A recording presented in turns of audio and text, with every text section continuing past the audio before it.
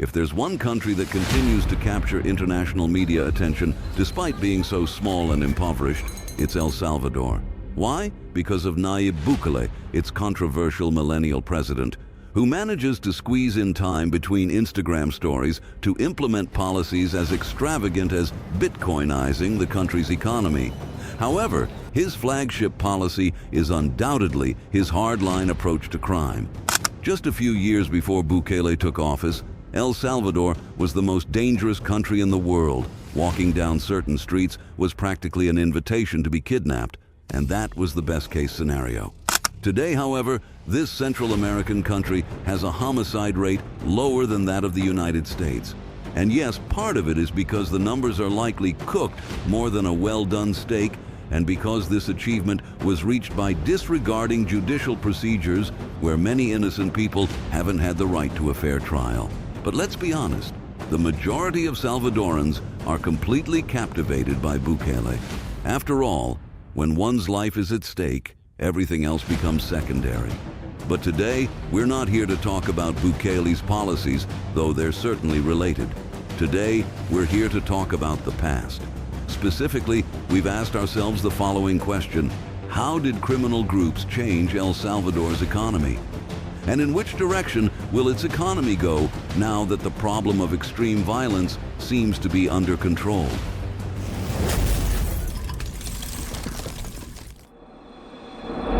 The origins of this story trace back to the early 1980s, when a brutal civil war broke out in El Salvador. On one side were the armed forces, and on the other, the Farabundo Martí National Liberation Front. The outcome was that thousands upon thousands of refugees migrated to the U.S., particularly Los Angeles.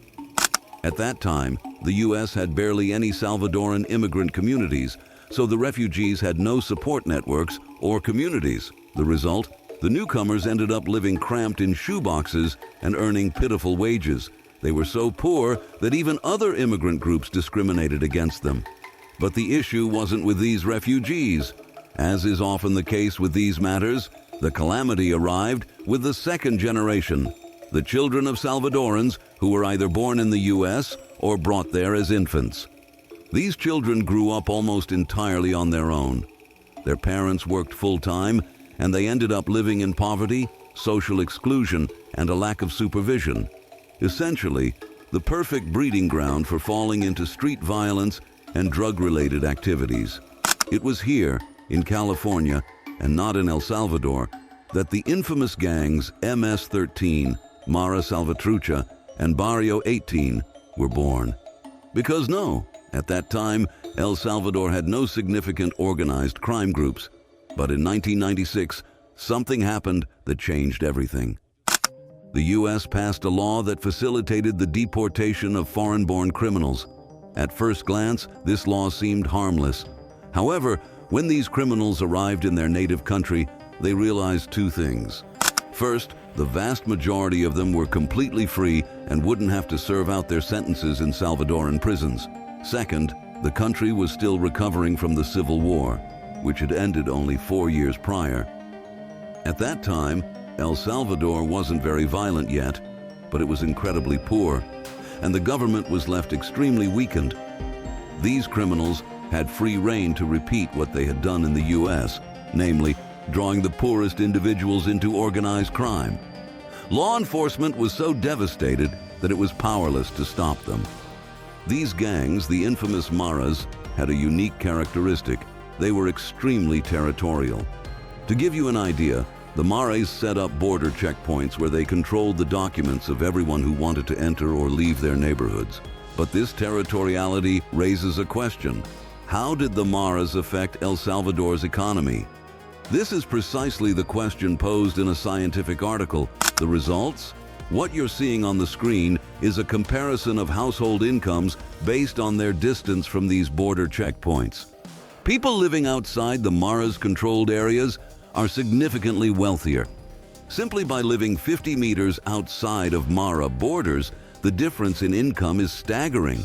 To put it in concrete terms, Salvadoran families living in MARAS-controlled areas had monthly incomes $350 lower than the rest. This would already be significant in a typical Western country, but in El Salvador, the average monthly household income during the study was just $625. In other words, a family living within MARAS Salvatrucha or Barrio 18 territory earned less than half of what a family only 50 meters away did. We're talking about a wealth gap greater than that between Bolivia and Brazil. The question is, why are mafia-controlled areas poorer? At first glance, we might assume no one wants to invest in an area where the highest level of legal security is a criminal giving you the choice between silver or lead. But what if I told you that's not the case? As crazy as it seems, businesses within and outside mafia territories were practically identical. Same capital, same number of workers, and same profit margins. How is this possible? On one hand, MARAs have defined territories, yes, but those are merely their hideouts. Outside, they are just as violent. That means businesses 200 meters from the border are paying the same extortion fees as those within the area. Legal security was non-existent in both cases. If businesses were equally profitable in MARAS-controlled and non-MARAS areas, then why were people in MARAS territories so much poorer? The answer lies in this graph. People living in MARAS-controlled zones were 50% more likely to work within those areas. Remember that criminal gangs have border checkpoints where they control who enters and leaves, and many people don't dare to cross through them. So although there was no initial difference in business profitability, workers in MARAS territories had no alternatives, and employers could offer lower wages. This also explains why businesses in mafia zones had normal profits. After all, they were able to assume lower labor costs. But the most interesting aspect is the factor that does not explain the problem: the provision of public goods. Roads, airports, even schools and hospitals, which technically aren't public goods but will go along with it. In MARAS territories, the Salvadoran state has barely had any presence. This is obvious, but interestingly, it has invested as much in public goods there as in the rest of the country. And keep in mind, as long as these investments don't involve justice or defense, they have the MARA's approval. After all, the mafia isn't foolish. It doesn't want to kill the goose that lays the golden eggs. It understands that schools and hospitals ultimately make an area wealthier, which means there's more money to steal. As for the state, it's understandable that it wouldn't want to neglect half the population. Not to mention that doing so would likely only create more recruits for the MARAs. Interestingly, the fact that the mafia doesn't completely destroy a region's economy or overly interfere with economic development, despite literally and figuratively bleeding citizens dry, shouldn't be surprising. In fact, it's exactly what parasites do with their hosts, or even modern states which know that overtaxing will end up backfiring. In El Salvador, the MARAs have used a carrot-and-stick approach, trying not to completely destroy economic productivity while still impoverishing those who live near their strongholds.